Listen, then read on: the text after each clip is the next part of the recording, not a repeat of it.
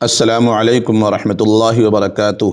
معزز سامعین، آج ہم آپ کو اسلامی تاریخ کے ایک نہایت ایمان افروز اور سبق آموز واقعے کے بارے میں بتانے جا رہے ہیں، جو سخاوت، قربانی اور انسانیت کے اعلیٰ ترین اقدار کا عملی نمونہ پیش کرتا ہے۔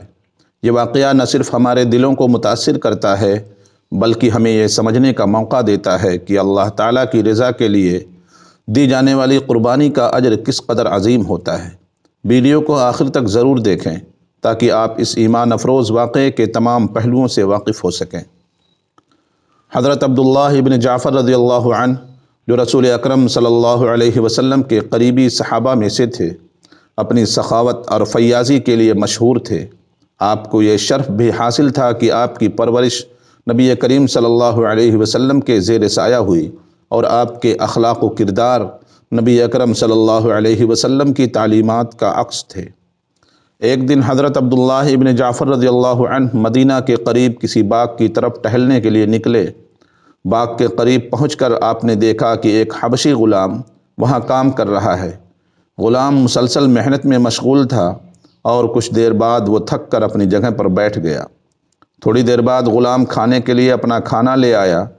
جیسے ہی غلام نے کھانے کے لیے اپنی روٹیاں نکالیں، ایک کتا کہیں دور سے آتا ہوا اس کے قریب آ کر کھڑا ہو گیا۔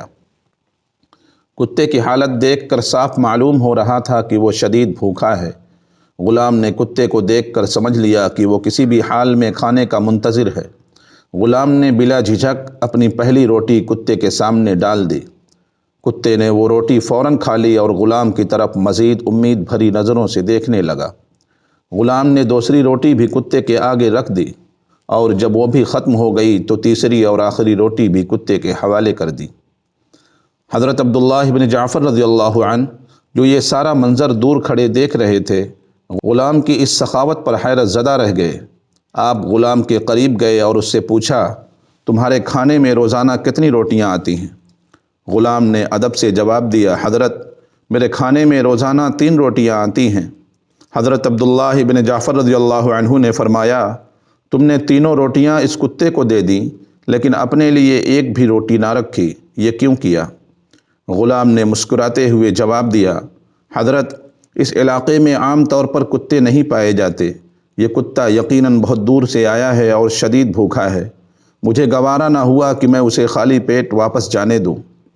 حضرت عبداللہ بن جعفر رضی اللہ عنہ نے حیرت سے دوبارہ پوچھا، تو تم آج خود کیا کھاؤ گے؟ غلام نے نہایت اطمینان سے جواب دیا، ایک دن بھوکا رہنا کوئی بڑی بات نہیں، اللہ پر بھروسہ ہے، وہی سب کا رازق ہے۔ غلام کے اس جواب نے حضرت عبداللہ بن جعفر رضی اللہ عنہ کے دل کو اتنا متاثر کیا کہ آپ فرمانے لگے کہ لوگ مجھے سخاوت کی وجہ سے جانتے ہیں، لیکن آج میں نے اپنی زندگی کا سب سے بڑا سخی دیکھا ہے۔ آپ فوراً باغ کے مالک کے پاس گئے اور اس باغ اور غلام دونوں کو خرید لیا۔ پھر آپ نے غلام کو آزاد کر دیا اور وہ باغ بھی اسے تحفے میں دے دیا۔ معزز سامعین، یہ واقعہ ہمیں یہ سکھاتا ہے کہ سخاوت محض مال و دولت خرچ کرنے کا نام نہیں، بلکہ یہ دل کی وسعت اور انسانیت کے درد کو سمجھنے کا جذبہ ہے۔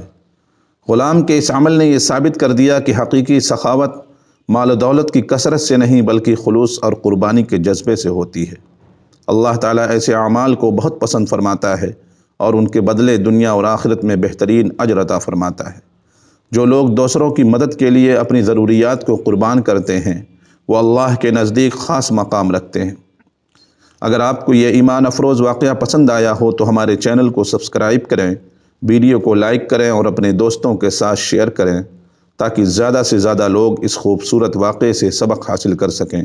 نیز اپنے قیمتی تبصرے ہمارے ساتھ ضرور شیئر کریں۔ جزاکم اللہ خیرا۔